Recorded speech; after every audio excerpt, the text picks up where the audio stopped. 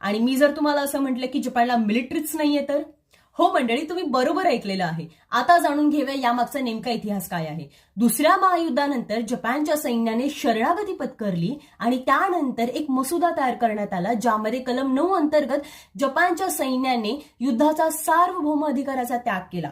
म्हणजे आंतरराष्ट्रीय वादविवादाचं निराकरण करण्यासाठी आणि सुव्यवस्था शांतता राखून ठेवण्यासाठी कुठल्याही युद्धामध्ये सहभाग न घेण्याचं ठरवलं.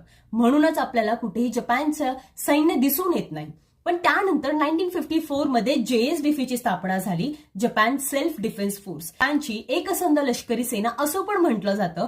अशी ही स्वसंरक्षण करणारं सैन्य जपानमध्ये कायमच काम करत आलेलं आहे. आणि 2014 नंतर जपानचे माजी पंतप्रधान शिंझो आबे यांनी JSDF ला आणखी स्ट्रॉंग करण्यासाठी बरेच असे प्रयत्न केलेत. तुम्हाला माझा हा व्हिडिओ आवडला असेल तर व्हिडिओ नक्की लाईक करा, शेअर करा आणि माझं YouTube चॅनल फॉलो करत राहा, व्लॉग्स बाय कवी.